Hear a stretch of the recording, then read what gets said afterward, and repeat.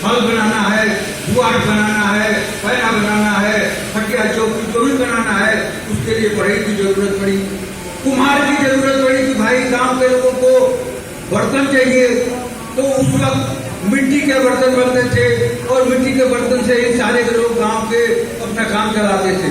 मिट्टी के बर्तन अगर कुम्हार ने दिया तो उसके बदले में उनको अनाज देना पड़ता था किसानों को, उस अनाज से उसकी जीविका चलती थी।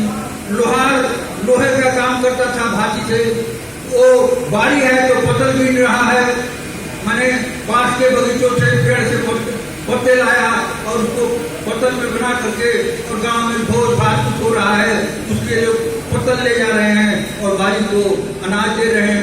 इस तरह से नाई है, धोबी है, चमार है, गांव में जितने भी जानवर मर रहे हैं उसको चमार ले जाकर छील रहा है और उससे चमड़ा का तरह तरह का सामान बना करके गांव के लोगों को दे रहा है और आसपास के बाजारों में भी वो बेच सकता है, बेचा। इस तरह से एक गांव की व्यवस्था चलती थी और कौन राजा है कौन सामंत है इससे गांव के लोगों को कोई फर्क नहीं पड़ता था।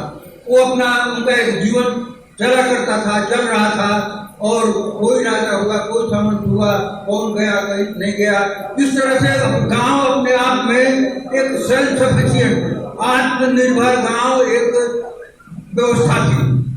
आप इसको समझिए कि उस वक्त विभिन्न जातियां पैदा हुई इसलिए कि गांव में तरह तरह की जरूरतें पैदा हुई। अब सरसों का तेल करना है या तीसी का तेल करना है, इसके लिए दही, सुनार से कुछ गहने बनवाना है उसके लिए सुनार, उसके लिए जो है तो चमड़ा का हमने बता ही दिया। इस तरह से अनेक तरह की जातियां जो बनी वो गांव में उसकी जरूरत थी, उस जरूरत को पूरा करने के लिए वो बनी।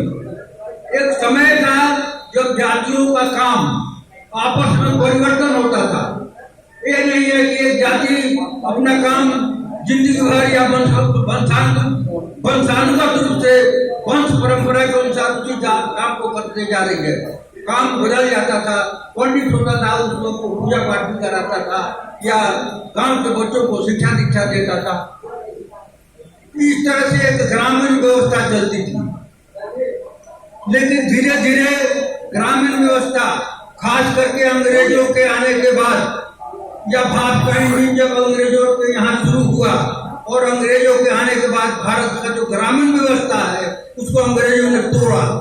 अंग्रेजों ने तोड़ करके जिस तरह से ग्रामीणों के द्वारा सामंतों को जो टैक्स देता था और राजाओं को जो टैक्स देता था, अंग्रेज की जो ईस्ट इंडिया कंपनी ने सारे सामंतों को हराया, राजाओं को हराया और एक समय आया कि जब ईस्ट इंडिया कंपनी का पूरे देश में शासन हुआ और सारे किसानों को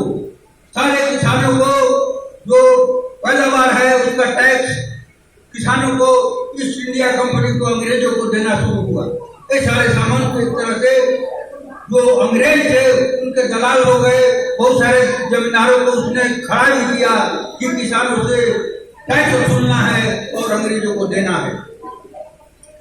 इस तरह से साथी आप देखिएगा कि अंग्रेजों के आने के बाद बहुत सारे कल कारखाने भी हिंदुस्तान में लगे, जैसे कपड़े का कारखाना भी लगा, जैसे जूट का भी कारखाना लगा, लोहे का भी कारखाना लगा और कई चीजों के कारखाने लगे, लेकिन बहुत ज्यादा कारखाने नहीं लगे। ये शुरू में तो भारत में कपड़ा का बनाने में यहाँ ढाका का मल बहुत ही प्रसिद्ध था, लेकिन बाद में भारत से जो कपास था अंग्रेज अपने यहाँ ले जाने लगे और वहाँ से कपड़ा बना करके, क्योंकि वहाँ मिलों का प्रादुर्भाव हुआ, पावर लूम खड़ा हो गया।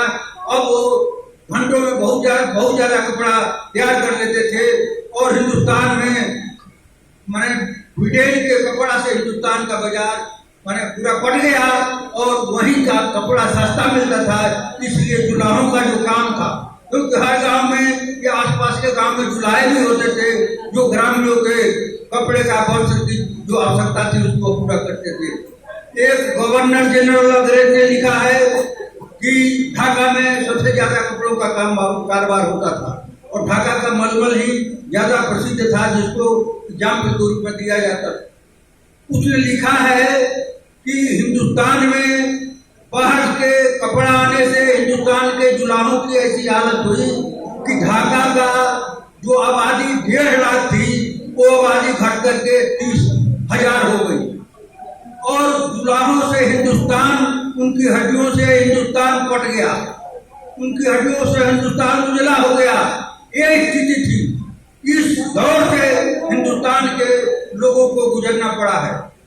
तो अब जो है तो अंग्रेजों के आने के बाद ये जातियां धीरे धीरे टूटती हैं, लेकिन टूटने का जो दौर था वो बहुत तेज नहीं था, इसलिए कि अंग्रेजों के जाने के बाद अंग्रेजों ने पूंजीवादी व्यवस्था, वो अंग्रेज पूंजीवादी व्यवस्था लेकर के आए थे।